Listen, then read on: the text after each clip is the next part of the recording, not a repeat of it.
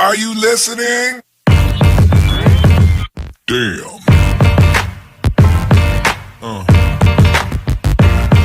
Yeah.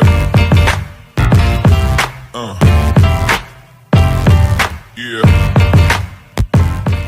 Another episode of Trash Talk. I'm Damian Hill. With me, as always, is TJ O'Connor. Tonight, we have Sean Stebbins, who's getting ready for his third professional fight going down at LFA 82 at Mystic Lake Casino, February 21st.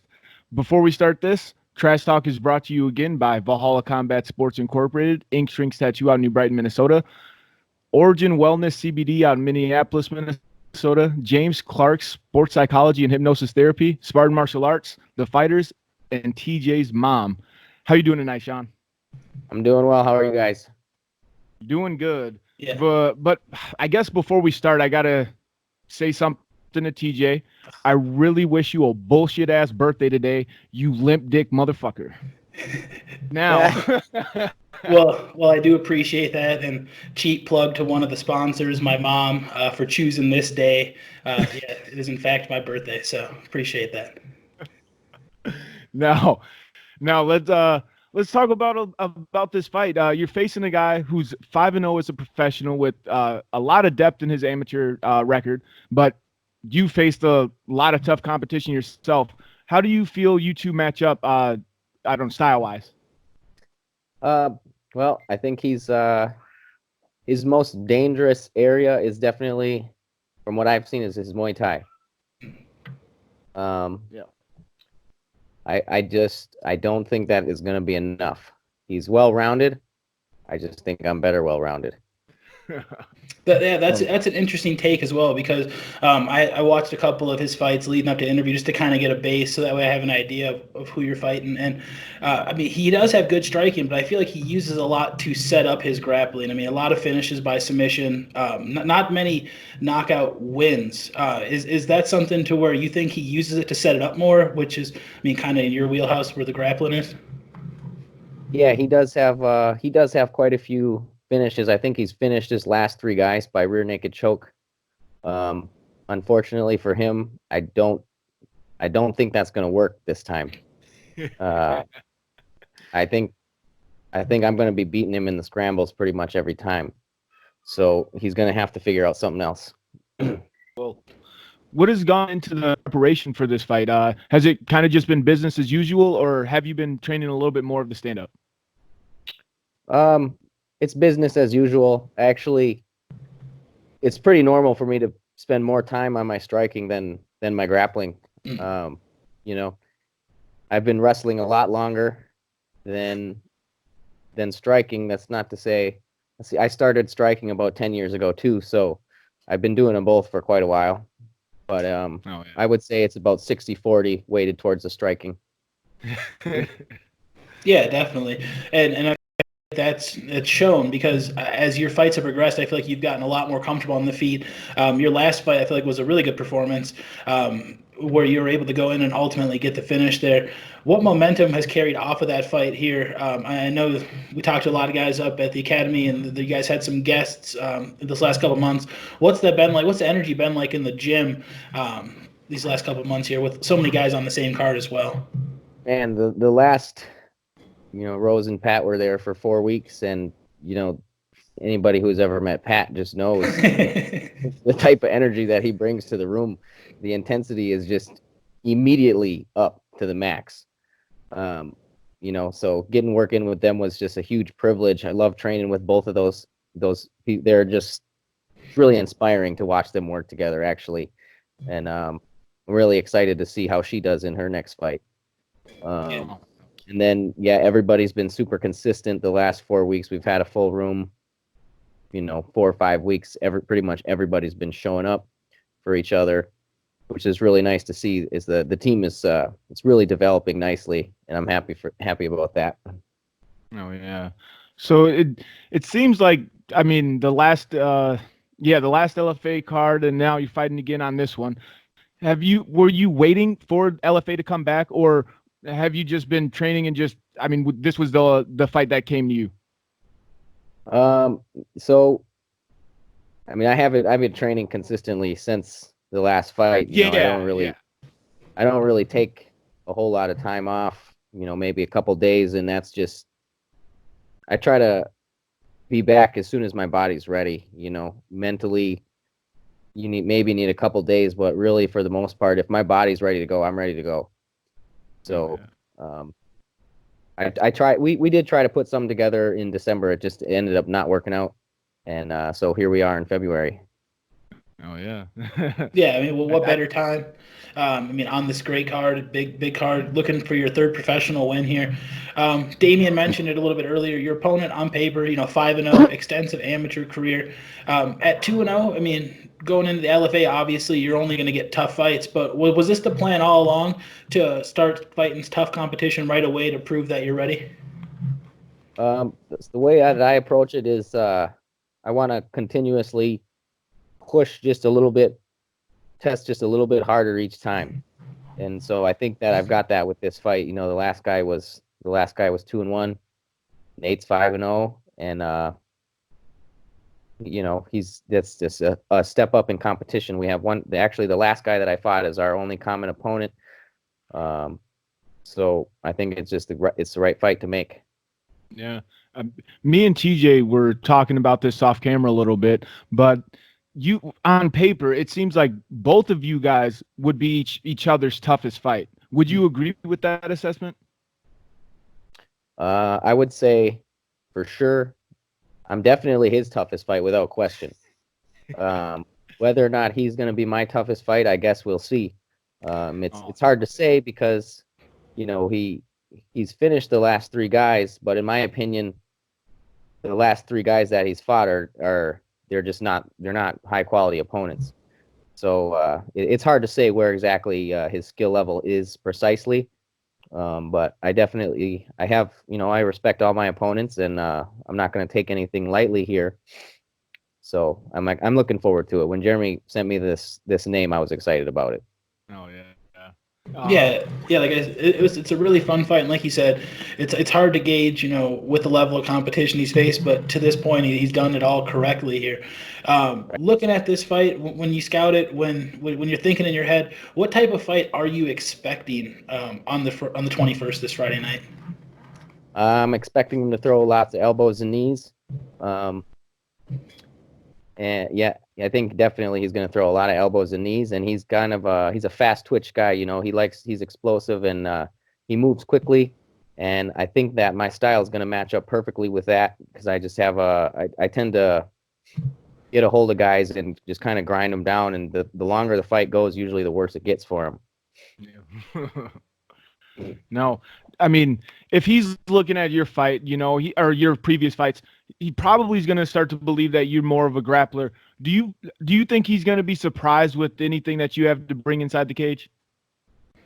I think I have one of those fight styles where it's hard to tell by watching video exactly how that's going to feel.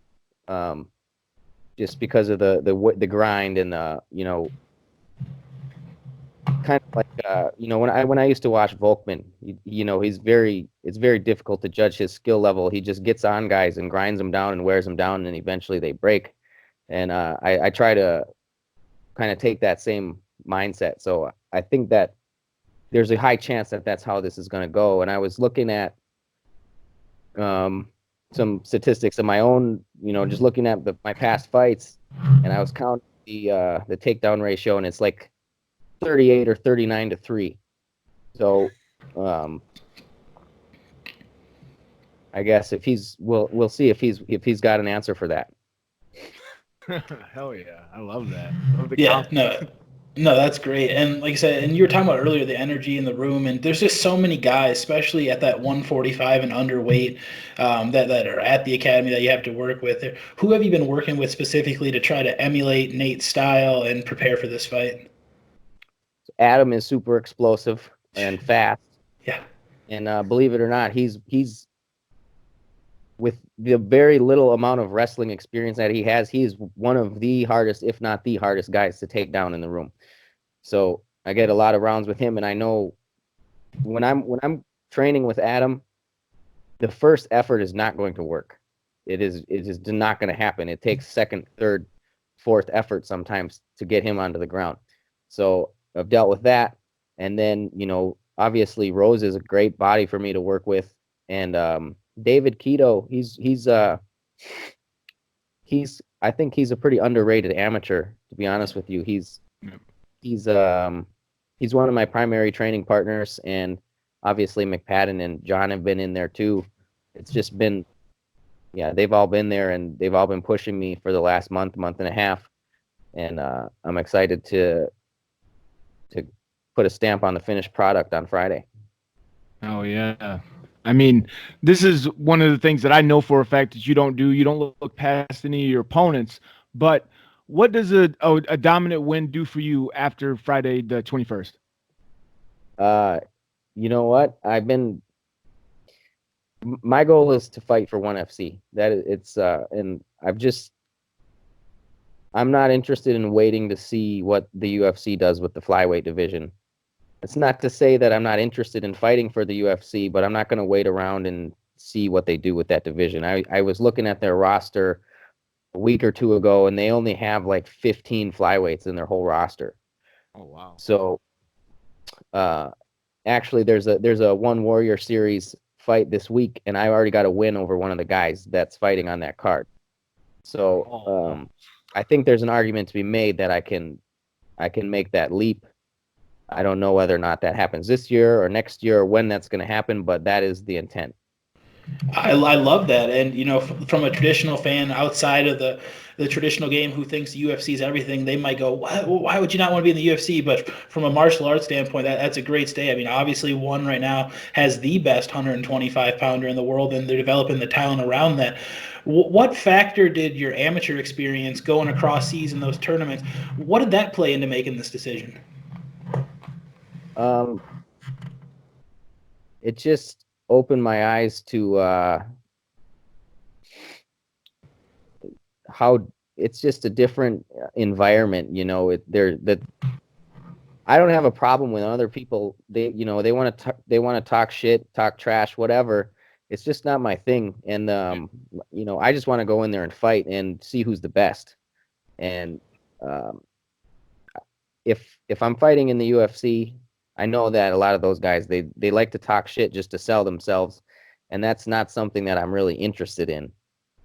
If obviously I'm attracted to the high level competition, but the overall spectacle of the UFC is not my favorite. It's not my favorite promotion.